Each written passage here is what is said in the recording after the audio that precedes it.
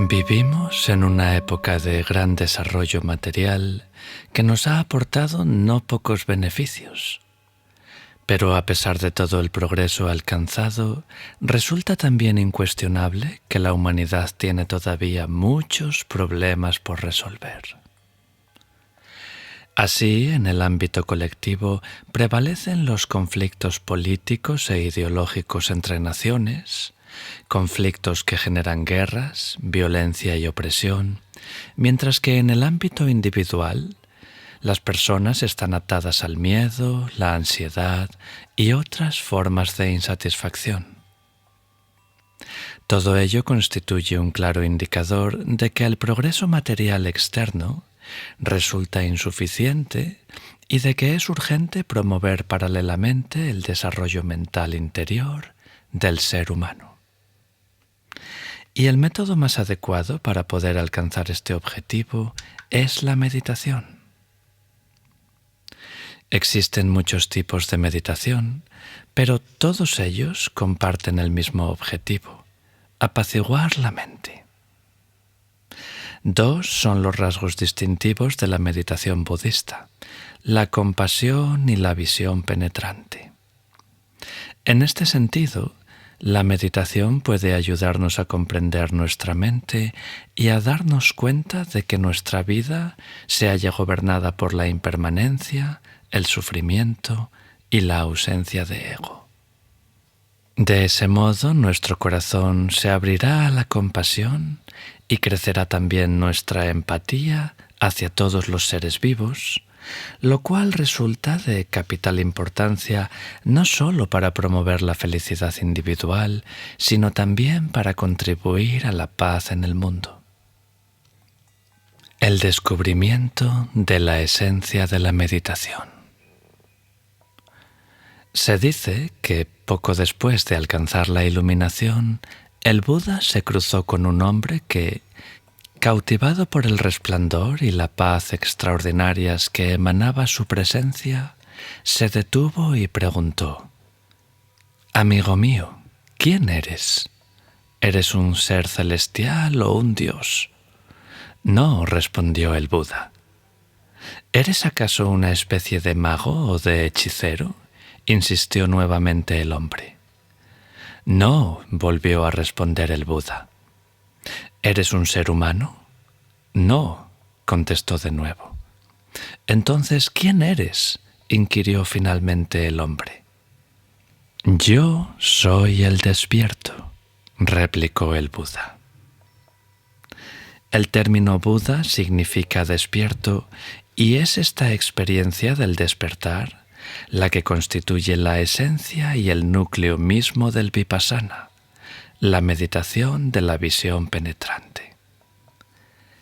Esta práctica nos brinda la oportunidad de ver con claridad y de comprender nuestro cuerpo, nuestro corazón, nuestra mente y el mundo que nos rodea, ayudándonos a relacionarnos con él de una forma más inteligente y compasiva.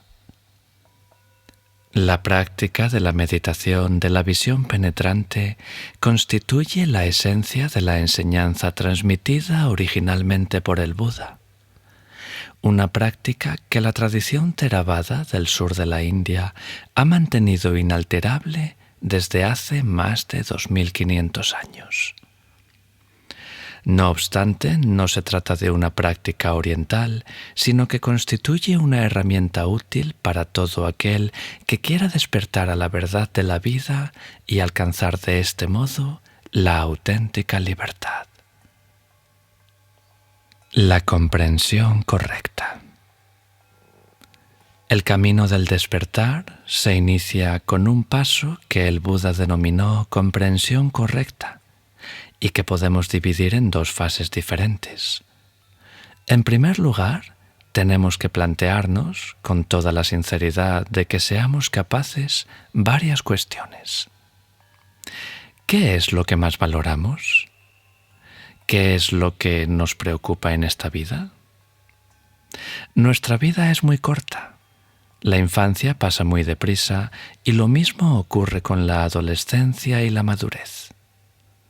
Y seamos o no conscientes de este hecho, la vida terminará esfumándose como un sueño. Así pues, debemos acometer la práctica preguntándonos, ¿qué es lo más importante para nosotros? ¿Qué es lo que desearíamos haber hecho con nuestra vida en el caso de que estuviéramos a punto de morir? ¿En qué nos gustaría haber invertido nuestro tiempo? En este momento, quienes han tratado de vivir conscientemente, es posible que solo se planteen una o dos preguntas como ¿he aprendido a vivir sabiamente? Y ¿amé todo lo que fui capaz? Pero no es preciso esperar hasta el momento de la muerte, porque ahora mismo podemos formularnos estas preguntas. Así pues, el camino de la recta comprensión empieza por prestar atención a nuestra vida, darnos cuenta de que ésta es impermanente y fugaz y tomar conciencia de aquello que más profundamente nos preocupa. También debemos dirigir nuestra mirada hacia el mundo en que vivimos y percatarnos de que se trata de un mundo asolado por el sufrimiento, la guerra, la pobreza y la enfermedad. Un mundo en el que cientos de millones de personas se ven obligadas a vivir en condiciones terribles en África, América Central, India, el sudeste asiático e incluso en la misma Norteamérica. ¿Qué es lo que precisa el mundo, pues, para que todos puedan disfrutar de una existencia más compasiva y menos frustrante? En realidad, las dificultades y el sufrimiento del ser humano no pueden ser eliminados mediante un simple cambio de gobierno o una nueva política económica, aunque qué duda cabe, este tipo de medidas pueden servir de gran ayuda. En cualquier caso, lo cierto es que, en un nivel más profundo, problemas tales como el hambre o la guerra no pueden ser resueltos mediante soluciones exclusivamente políticas o económicas. El origen de todos estos problemas radica en los prejuicios y la violencia que anidan en el corazón del ser humano y, en consecuencia, solo ahí es posible resolverlos. Desde este punto de vista, el mundo necesita personas que no se hallen esclavizadas por los prejuicios, personas más amorosas, más generosas, más compasivas y más abiertas. La raíz última de los problemas del ser humano no radica en la escasez de recursos, sino en la incomprensión, el miedo y la separación que anidan en nuestro propio corazón. La comprensión correcta comienza, por tanto, con el reconocimiento del sufrimiento y de los problemas que afectan al mundo que nos rodea y a nosotros mismos. Luego debemos tratar de establecer contacto con aquello que valoramos más profundamente y descubrir en suma qué es lo que realmente nos preocupa. Ese es el auténtico punto de partida de nuestra práctica espiritual. Cuando nos damos cuenta de que las cosas no funcionan bien ni en el mundo ni en nosotros mismos, también tomamos conciencia de la posibilidad de desarrollar nuestra amabilidad, nuestra compasión y nuestra sabiduría intuitiva más profunda. La energía que alimenta el viaje espiritual dimana de nuestro propio corazón. Hay quienes sienten que la práctica les brinda la oportunidad de vivir de un modo despierto y libre. Otros, en cambio, acometen la práctica como una forma de hacer frente al sufrimiento que arruina sus vidas. Otros, por el contrario, se sienten inclinados a buscar la comprensión a través de una práctica de investigación y descubrimiento, mientras que otros, por último, tratan de experimentar algún tipo de acercamiento intuitivo a la divinidad o emprenden la práctica para abrir más plenamente su corazón. Pero, sea cual fuere el motivo por el cual nos acercamos a la práctica espiritual, puede convertirse en la llama que alumbre, guíe y custodie el camino que conduce a la auténtica comprensión. La recta comprensión también exige el reconocimiento y la comprensión adecuada de la ley del karma. El karma no es una noción mística o esotérica que tenga que ver, por ejemplo, con las vidas pasadas en el Tíbet, sino que se refiere a la ley de causa y efecto. Karma significa que todo lo que hacemos y el modo en que lo hacemos condiciona nuestras experiencias futuras. Si estamos enojados con los demás, comenzaremos a vivir en un clima emocional de enojo que a la postre solo despertará el rechazo de los demás, mientras que, si por el contrario cultivamos el amor, recibiremos a cambio el amor de los demás. Así es como actúa la ley del karma en nuestra vida. Una persona preguntó a Ruth Denison, maestra de Vipassana, si podía explicar la ley del karma en términos sencillos, y ella respondió: «Oh, por supuesto. Karma quiere decir que no puedes inhibirte de nada. Todo lo que hagamos y el modo en que lo hagamos determinará en qué nos transformaremos y el mundo en que viviremos». Es por ello que comprender el funcionamiento de la ley del karma constituye una oportunidad única para modificar el rumbo de nuestra vida. Esto significa que con el debido adiestramiento podremos transformar el clima emocional en que vivimos y llegar a ser más amorosos, más despiertos, más conscientes, etc. Nuestra práctica, por otra parte, no está circunscrita al entorno de un retiro, sino que también podemos llevarla a cabo cuando estamos conduciendo un automóvil o mientras estamos en la cola del supermercado. Cuando ejercitamos la bondad, comenzamos a experimentar de un modo natural más y más bondad en nuestro interior y en el mundo que nos rodea. Hay un relato sobre Mullah Nasruddin, un personaje sufí muy conocido por ser al mismo tiempo un sabio y un loco. Cierto día, Nasruddin se hallaba arrojando migajas de pan cerca de unos macizos de flores.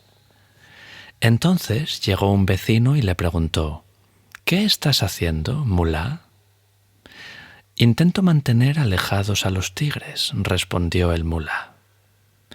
«Oye, pero si no hay tigres en miles de kilómetros a la redonda», replicó asombrado el vecino. «Una clara demostración de la eficacia de mi método, ¿no te parece?», respondió Mullah.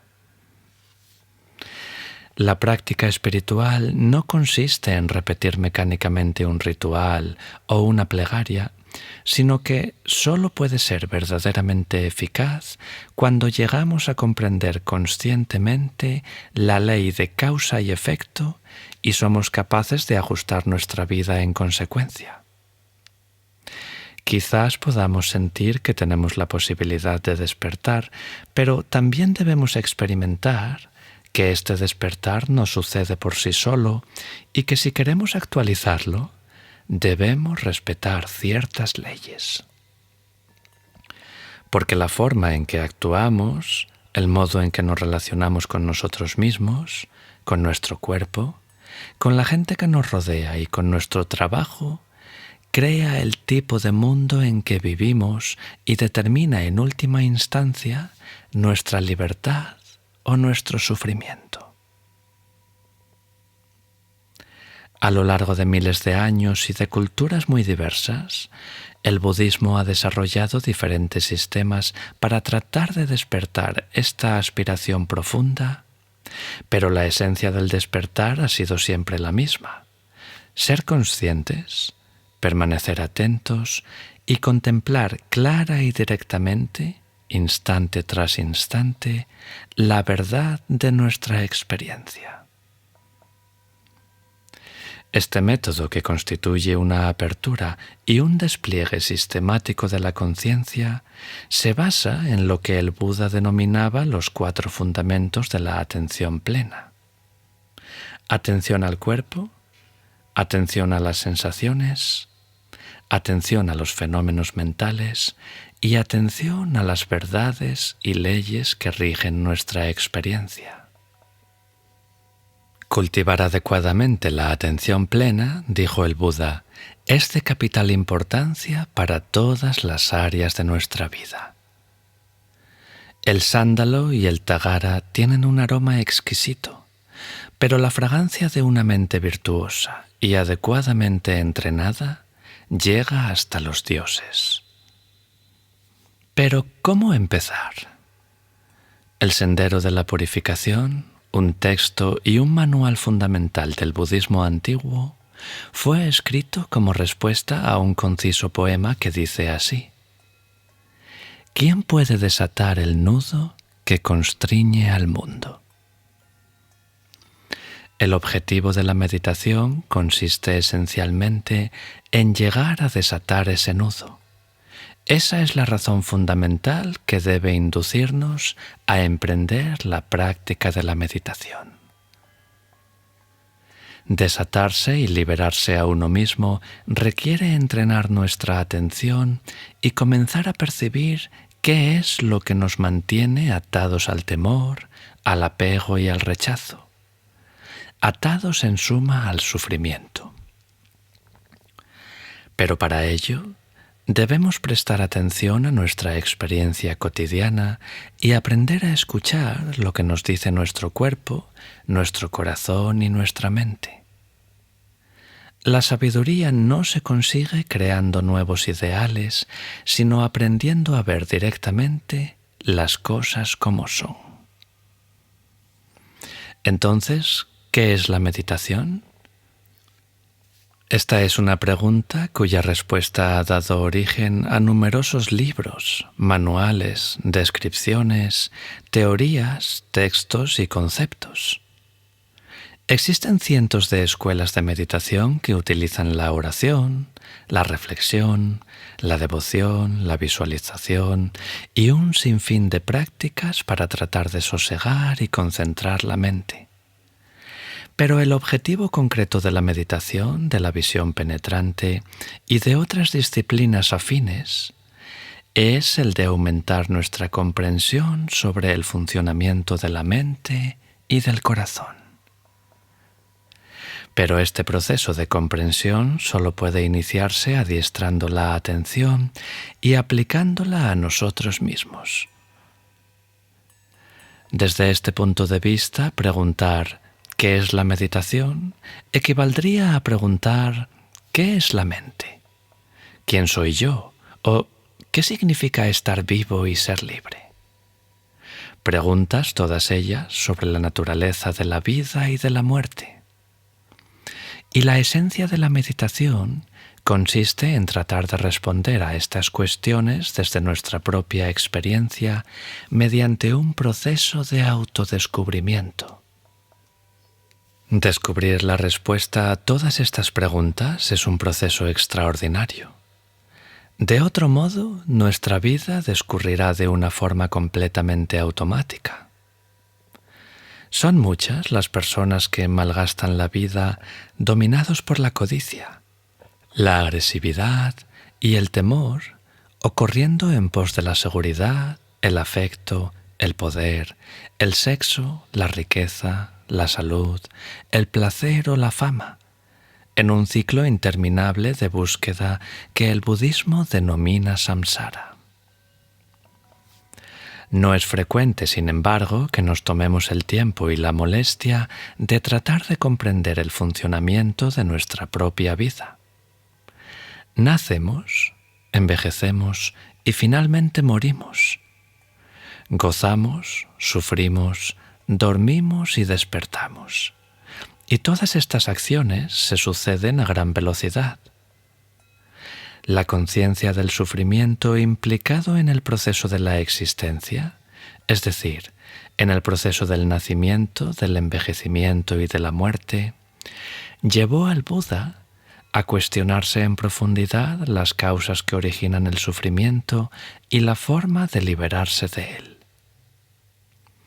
Esas fueron las preguntas que se formuló el Buda.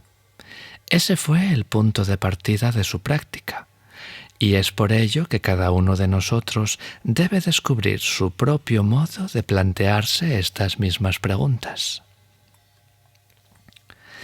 El objetivo de la meditación de la visión penetrante es llegar a comprendernos a nosotros mismos y a nuestra propia vida. La meditación, pues, constituye al mismo tiempo un proceso de comprensión y de liberación. Existen diferentes tipos de comprensión. Uno de ellos consiste en tratar de comprender lo que han dicho otras personas. Podemos leer y acumular una enorme cantidad de datos, procedentes incluso de maestros espirituales, y si bien este tipo de comprensión tiene cierta utilidad, sigue tratándose, no obstante, de la experiencia de otra persona. Asimismo, puede resultar útil el consejo de una persona sabia y experimentada que pueda confirmarnos si nos hallamos en el camino correcto. Nuestras propias consideraciones y reflexiones también pueden contribuir a profundizar nuestra comprensión. He reflexionado mucho sobre este punto y ahora comprendo cómo funciona. El pensamiento también puede proporcionarnos una gran cantidad de información, pero ¿existe acaso un nivel de conocimiento más profundo todavía? ¿Qué ocurre cuando empezamos a plantearnos preguntas fundamentales sobre la vida? Preguntas tales como ¿qué es el amor? ¿O qué es la libertad? Preguntas que no pueden ser contestadas mediante un conocimiento meramente intelectual o de segunda mano.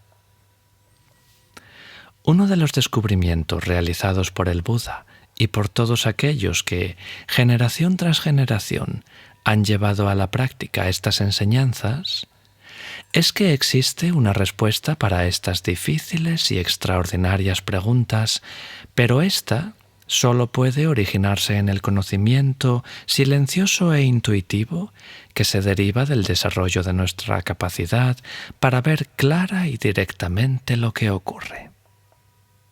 ¿Cómo empezar? Tradicionalmente se afirma que este conocimiento solo puede madurar si desarrollamos tres aspectos fundamentales de nuestro ser: el fundamento de la conducta consciente, la estabilidad del corazón y de la mente y la sabiduría o la claridad de la visión. La conducta consciente, la práctica de los 5 preceptos. El primer punto, la conducta consciente o virtuosa, significa actuar respetuosa y armónicamente hacia toda forma de vida. Para desarrollar la práctica espiritual es absolutamente imprescindible que nuestra vida se asiente en una conducta ética. Si nuestras acciones generan sufrimiento y conflicto en los demás y en nosotros mismos, será imposible que podamos aquietar, recoger y concentrar nuestra mente en la meditación, y también será imposible que lleguemos a experimentar la apertura del corazón. Solo aquella mente que se halle firmemente asentada en el altruismo y la verdad puede desarrollar fácilmente la concentración y la sabiduría. El Buda subrayó 5 aspectos éticos fundamentales que contribuyen al desarrollo de una vida consciente. 5 preceptos básicos en los que deben adiestrarse todos aquellos que aspiren a seguir el sendero de la atención plena. No obstante, estos preceptos no deben ser considerados como si se tratara de mandamientos absolutos, sino que constituyen, por el contrario, directrices prácticas que nos ayudan a vivir de un modo más equilibrado y contribuyen de este modo a desarrollar la paz y el potencial de nuestra mente. Cuanto más trabajemos con ellos, más descubriremos que tienen un carácter universal y que son aplicables a todas las culturas y a todas las situaciones. Estos preceptos constituyen un objeto fundamental de atención que no podemos dejar de cultivar en nuestra vida espiritual. El primer precepto, abstenerse de quitar la vida, un aspecto que en el noble octuple sendero se encuadraría dentro del apartado de la acción correcta, significa que debemos respetar y reverenciar toda forma de vida, impidiendo que el rechazo o la aversión nos lleven a dañar a cualquier criatura viva. Aunque lo que acabamos de decir parezca evidente, siempre nos las arreglamos para olvidarlo. Hace algunos años, el New Yorker publicó una tira cómica durante la temporada de caza en la que un ciervo se dirige a otro y le dice, refiriéndose a los seres humanos, ¿por qué no se dedican a diezmar a sus propias manadas? El hecho es que encontramos justificaciones para todo, como por ejemplo que hay demasiados ciervos, pero a medida que nos hacemos más conscientes y nos relacionamos más profundamente con la vida, más cuenta nos damos de que no debemos infligir el más mínimo daño a otros seres y mucho menos quitarles la vida. Nadie, ni siquiera la más pequeña de las criaturas, desea morir. Y cuando tratamos de llevar a la práctica este precepto, no solo dejamos de dañar a los demás, sino que también dejamos de hacernos daño a nosotros mismos. El segundo precepto, abstenerse de robar, quiere decir que no debemos tomar aquello que no nos pertenece. No robar también se denomina el no dañar fundamental. Debemos dejar de ser codiciosos y tratar de no acumular en exceso. En un sentido positivo significa también que debemos utilizar las cosas atenta y cuidadosamente y tomar conciencia de que estamos compartiendo la vida en este planeta. El mundo es como una gran nave que transporta a numerosos seres y para sobrevivir necesitamos tanto de las plantas como de los animales y de los insectos. Todos los seres tienen derecho a compartir los recursos de que dispone el planeta. Estamos íntimamente relacionados con las abejas, los insectos y los gusanos, ya que si no hubiera gusanos que oxigenaran el suelo, ni abejas que polinizaran las cosechas, todos nosotros terminaríamos muriéndonos de hambre. La estrecha interrelación existente entre todos los seres vivos hace que todos, hasta las abejas y los insectos más pequeños, sean necesarios. Si aprendemos a amar a la tierra, nos sentiremos satisfechos y estaremos contentos con todo lo que hagamos. El origen de la auténtica ecología, el punto de partida que puede hacer posible la paz en este mundo, consiste en el sentimiento de pertenencia al planeta, el sentimiento de que todos procedemos del planeta y de que todos estamos estrechamente interrelacionados. Solo a partir de este sentimiento de participación podemos comprometernos realmente y desarrollar un estilo de vida más generoso y más amable para con el mundo. El cultivo de la generosidad constituye, pues, un elemento esencial de la vida espiritual que, al igual que ocurre con el adiestramiento en los preceptos y en la meditación, puede ser practicado de modo que su espíritu informe todas nuestras acciones y haga que nuestros corazones se tornen más fuertes, pero también más ligeros, lo cual a su vez nos posibilitará el acceso a niveles de mayor desprendimiento y felicidad. El Buda subrayó la importancia de la generosidad cuando dijo: «Si supierais lo que yo sé sobre el poder de la generosidad, no tomaríais un solo bocado sin tratar de compartirlo, de algún modo, con todos los seres vivientes». Tradicionalmente se describen tres tipos de generosidad: Pero cada uno de nosotros debe acometer la práctica en su propio nivel. Al principio, por ejemplo, la práctica de la generosidad se reduce a una mera tentativa, como cuando nos sobra algo y pensamos, no creo que esto me sirva de nada. Tal vez debiera dárselo a otra persona. Pero no, mejor lo guardaré para el año que viene, aunque después de todo será mejor que se lo dé a alguien. Pero aún este rudimentario nivel de generosidad es positivo porque no solo nos proporciona cierta satisfacción, sino que además puede servir de ayuda a otra persona. Este tipo de generosidad es en definitiva una forma de compartir y de relacionarnos con los demás. El siguiente nivel de generosidad consiste en dar amablemente. Es como si pidiéramos a nuestra hermana o hermano que compartiera lo que nosotros tenemos, que disfrutara con aquello que nos proporciona placer.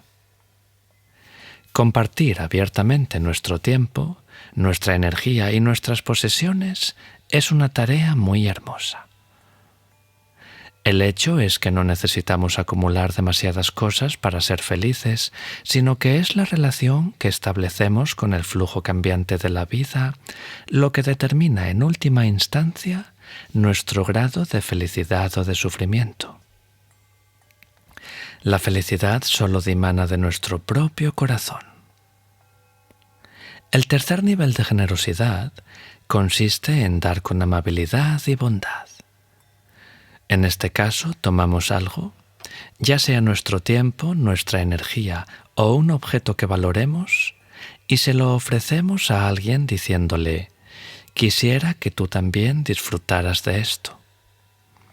En este caso es como si nuestra propia felicidad dependiera del hecho de ser capaces de compartir nuestras posesiones. El aprendizaje de este tipo de generosidad es un proceso muy hermoso. Pero aprender a ser más generosos y a compartir nuestro tiempo, nuestra energía, nuestras posesiones y nuestro dinero no significa en modo alguno que debamos hacerlo para acomodarnos a una imagen ideal de nosotros mismos o porque queramos complacer a alguna autoridad externa, sino porque comprendemos que la generosidad es una de las causas de la felicidad. Tampoco estamos diciendo, por supuesto, que debamos despojarnos de todas nuestras posesiones, ya que eso sería desproporcionado, y también debemos mostrarnos compasivos y generosos en definitiva con nosotros mismos. La comprensión del poder de la práctica de este tipo de apertura es algo muy especial y de hecho constituye un verdadero privilegio. El tercer precepto de la conducta consciente, que en el noble octuple sendero se denomina el habla correcta o literalmente no mentir, consiste en abstenernos de las palabras falsas. Dicho de otro modo, solo debemos decir aquello que sea verdadero y útil y tratar siempre de hablar de un modo inteligente, responsable y apropiado. El habla correcta nos plantea una cuestión crucial, ya que exige de nosotros que seamos conscientes de la forma en que utilizamos la energía de las palabras. Invertimos una enorme cantidad de tiempo hablando, analizando, discutiendo, planificando y chismorreando. Y la mayor parte de este tiempo no estamos atentos ni conscientes. Sin embargo, es posible utilizar la palabra para desarrollar nuestra atención. Podemos estar atentos a lo que hacemos mientras hablamos y tratar de ser conscientes de nuestras motivaciones y de cómo nos sentimos, y del mismo modo también podemos estar atentos cuando escuchamos. Debemos tratar de ajustar nuestras palabras a la verdad, o a lo que nos parezca más adecuado o más útil. De este modo, la práctica de la atención plena nos ayudará a descubrir el verdadero poder de la palabra.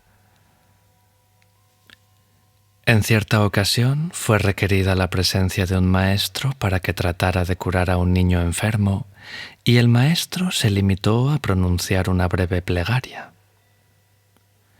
Entre los presentes se hallaba una persona escéptica que manifestó abiertamente sus dudas con respecto a la eficacia de aquel sistema curativo tan poco ortodoxo. Entonces, el maestro se giró hacia él y le espetó: «Tú no sabes nada sobre este asunto. Eres un auténtico ignorante». La persona se enojó con esa respuesta y su rostro se congestionó por la ira, y cuando estaba a punto de responder, el maestro prosiguió: «Si unas pocas palabras tienen el poder de hacerte enfadar hasta ese punto, ¿por qué no iban a tener otras palabras el poder de curar?». La palabra tiene un poder extraordinario y puede ser destructiva o esclarecedora. Puede convertirse en una crítica mezquina o manifestarse, por el contrario, como una comunicación compasiva. Lo único que se requiere es que permanezcamos atentos y dejemos que las palabras manen de la profundidad de nuestro corazón. Cuando somos sinceros y solo decimos aquello que puede servir de ayuda, la gente se siente atraída por nosotros. Ser conscientes y honestos aquieta y abre nuestra mente y fomenta la paz y la felicidad de nuestro corazón.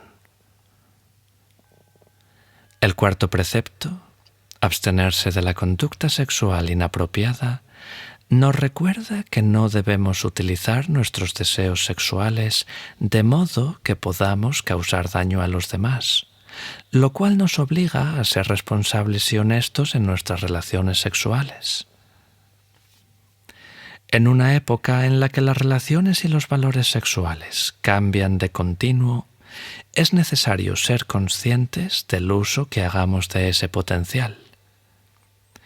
Si la energía sexual está ligada al apego, la codicia, la explotación y la compulsión, llevaremos a cabo acciones como el adulterio, por ejemplo, que resultarán perjudiciales tanto para los demás como para nosotros mismos.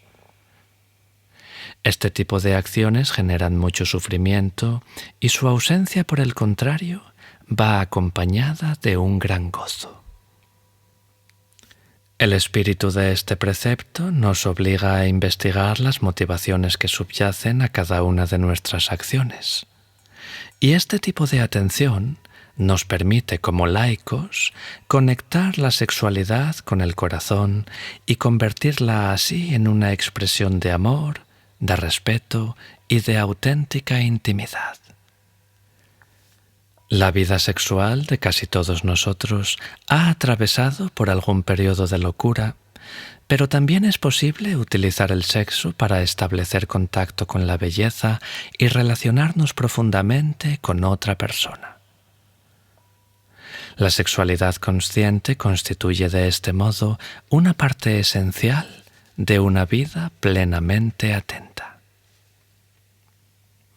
El quinto precepto, abstenerse del uso indiscriminado de intoxicantes, significa que debemos evitar tomar sustancias intoxicantes y no permitir que entorpezcan el normal funcionamiento de nuestra mente y que consuman la mayor parte de nuestras vidas, impidiéndonos desarrollar la atención y la lucidez. Solo tenemos una mente y por consiguiente debemos cuidarla con toda la atención de que seamos capaces. En nuestro país hay millones de alcohólicos y un gran número de personas que han abusado de otras drogas.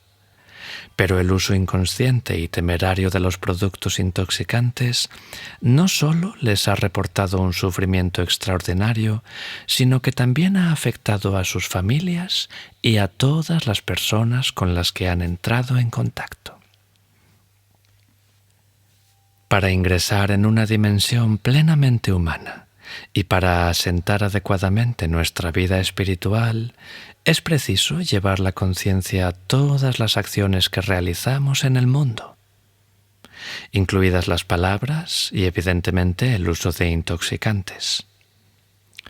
Solo estableciendo unas relaciones armónicas y positivas con el mundo, podremos sosegar nuestro corazón y clarificar y estabilizar nuestra mente. La conducta virtuosa proporciona una gran felicidad y liberación y es un requisito esencial para la meditación. Este tipo de conducta amplía nuestra conciencia, impide que desperdiciemos la oportunidad extraordinaria que conlleva nuestra condición humana y nos brinda la posibilidad de aumentar la compasión y la auténtica comprensión. La concentración de la mente. Después de haber llegado a consolidar una conducta consciente, el primer paso en la vía de la atención plena, podemos dar el segundo paso, llamado el desarrollo del samadhi, la estabilización y concentración de la mente. En la medida en que logremos infundir en nuestra vida externa la gracia y la armonía de una conducta consciente, cada vez nos resultará más fácil disfrutar de la paz y de la claridad internas. Y en este sentido nos hallamos ya en el dominio de la meditación formal, un dominio que recurre a la concentración para adiestrar nuestra mente y nuestro corazón. Concentrarse en este sentido significa recoger nuestra mente o unificar la mente y el cuerpo, tratando de focalizar la atención en la experiencia del momento presente. La capacidad de concentrar y estabilizar la mente es la puerta que puede permitirnos adentrarnos en otros tipos de meditación más avanzados y constituye en realidad un requisito fundamental para cualquier actividad, ya tenga esta que ver con el arte, el deporte, la programación en ordenadores o el descubrimiento de uno mismo. El desarrollo de la concentración exige un entrenamiento sistemático y para ello podemos utilizar una amplia variedad de objetos que van desde la respiración, la visualización o el mantra, hasta un sentimiento concreto como la bondad o la amabilidad, por ejemplo. Pero dada su extraordinaria importancia, hablaremos más detenidamente sobre la concentración en posteriores vídeos. Destaquemos tan solo por el momento que la concentración es un proceso de focalización de la mente que nos permite mantener de manera estable la conciencia sobre un objeto, como por ejemplo la respiración, procurando que se aleje lo menos posible de él.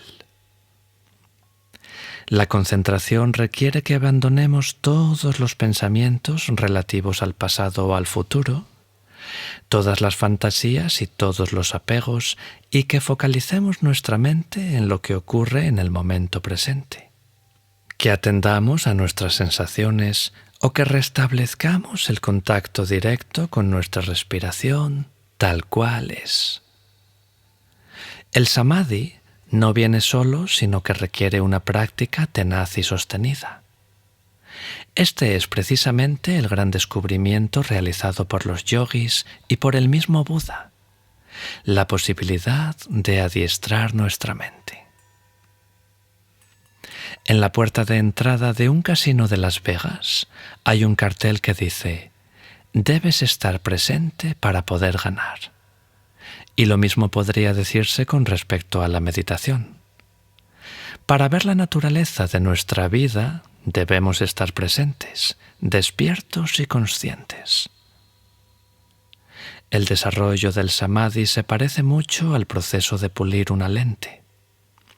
Si tratamos de ver el funcionamiento de las células del cuerpo a través de una lente que no está bien pulimentada, no veremos gran cosa y del mismo modo, para poder penetrar en la naturaleza de la mente y del cuerpo, debemos recoger y concentrar todos nuestros recursos y observar con una mente silenciosa y estable. Y esto es exactamente lo que hizo el Buda: sentarse, sosegar su mente y dirigirla hacia su interior. Esta es la facultad que debemos desarrollar si queremos convertirnos en yogis, en auténticos exploradores de la mente y del corazón. La sabiduría. La concentración nos permite entrar en el tercer estadio del camino que conduce al despertar del Buda, la visión clara y el desarrollo de la sabiduría.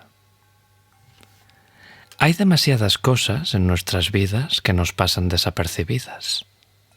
Solemos estar demasiado ocupados y nos olvidamos o jamás hemos aprendido a ver las cosas de un modo nuevo. En este sentido, la observación atenta y estable del cuerpo, del corazón y de la mente puede ayudarnos a desarrollar la comprensión y la sabiduría.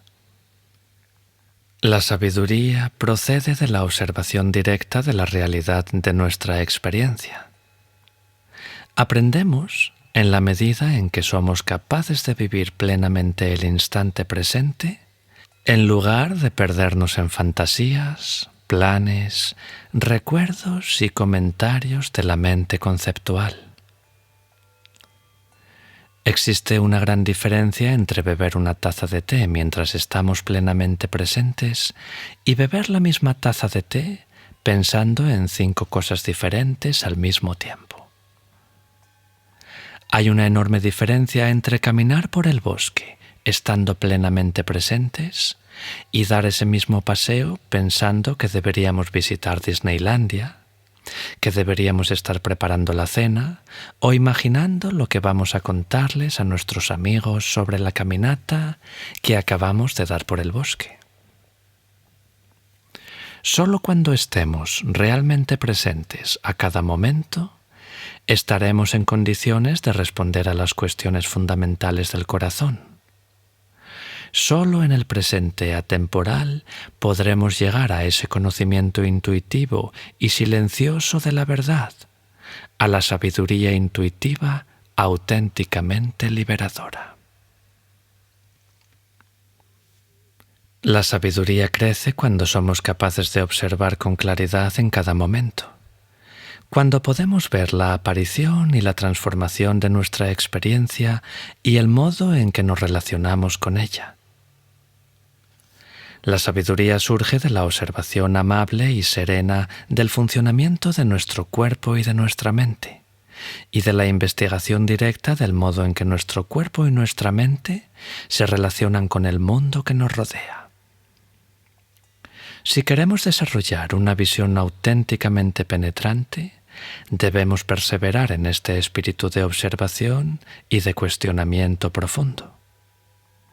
No basta, para ello, con recoger y aquietar nuestra mente, sino que también debemos observarla, examinarla y llegar a comprender las leyes que la gobiernan. A medida que profundizamos en la meditación, aprendemos muchas cosas sobre el deseo y sobre sus raíces. Vemos si es placentero o doloroso y nos damos cuenta de cómo surge y del modo en que afecta a nuestras vidas. En esa misma medida, observamos asimismo la aparición de momentos de tranquilidad y sosiego. También podemos comenzar a darnos cuenta del funcionamiento de la ley de causa y efecto, es decir, de la ley del karma. Por otra parte, la impermanencia también se manifiesta en nuestra atención y en su forma de operar. Comenzamos a observar la impermanencia y si hay algo en nuestra experiencia que escape al cambio.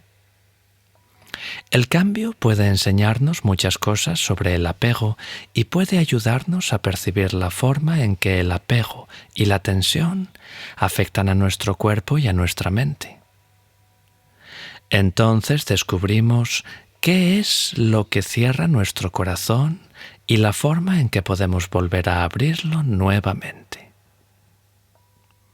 Con el tiempo llegaremos a descubrir también niveles internos más profundos y llegaremos a percibir luces, visiones y todo un amplio abanico de nuevas experiencias internas. También podemos llegar a encontrarnos con nuestra propia sombra y a tomar conciencia de todos los miedos, las heridas y los sentimientos que hemos ido reprimiendo a lo largo del tiempo. De este modo irán haciéndose patentes poco a poco cuáles son las pautas psicológicas de nuestra conducta y empezaremos a comprender el funcionamiento de aquello que denominamos personalidad.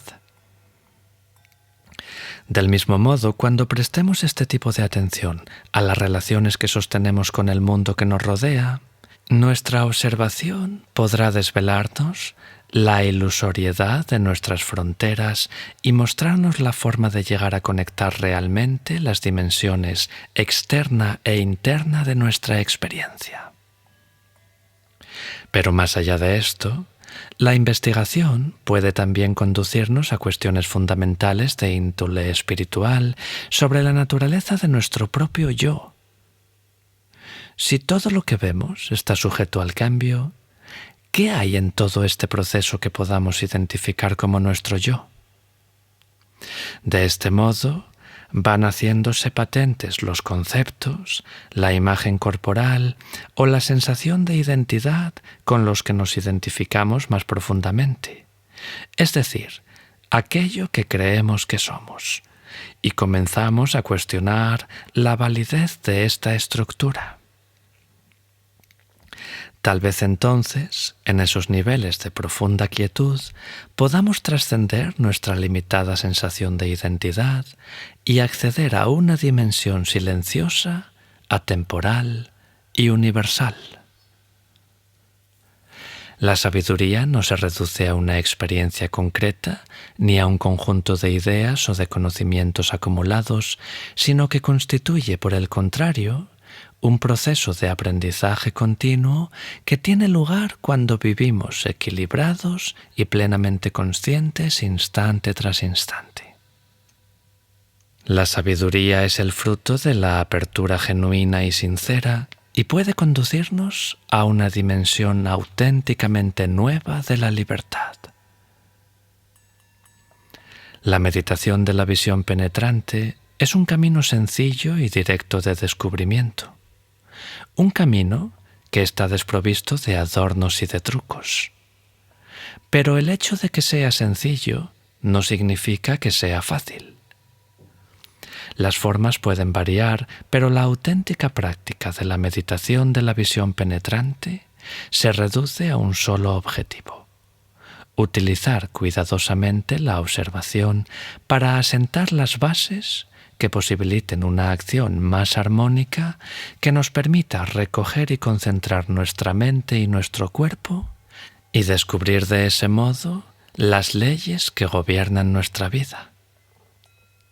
Después de comprender de qué manera debemos abordar la práctica y toda vez que sabemos que la vida meditativa conlleva un proceso de despertar total, solo nos resta una cosa: emprender el camino por nosotros mismos.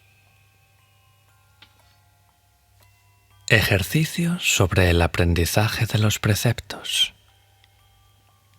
Elijamos y perfeccionemos uno o varios de los preceptos básicos como una forma de cultivar y fortalecer la atención plena. Trabajemos minuciosamente con cada precepto durante toda una semana. Luego examinemos los resultados y después escojamos otro precepto para la semana siguiente. Veamos a continuación algunas indicaciones sobre el modo más adecuado de trabajar con cada precepto. En primer lugar, abstenerse de matar, respetar la vida.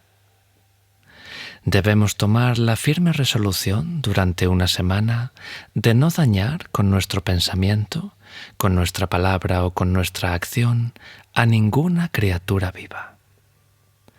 Tenemos que ser especialmente conscientes de todos los seres vivos que pueblan nuestro mundo, personas, animales y plantas que normalmente ignoramos, y cultivar un sentimiento de atención y de respeto hacia todos ellos. En segundo lugar, abstenerse de robar. cuidar las posesiones materiales.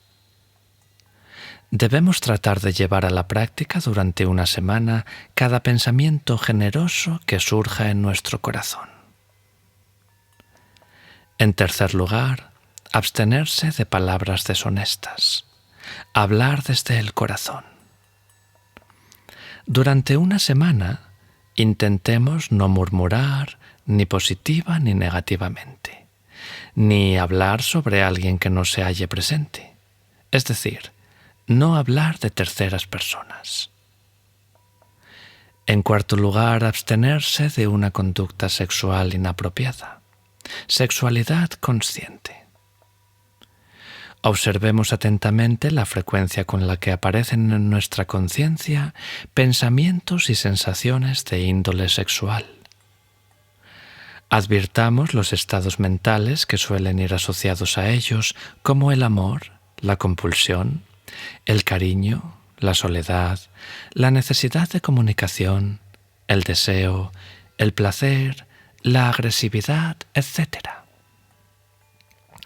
Y por último, en quinto lugar, abstenerse del consumo indiscriminado de intoxicantes.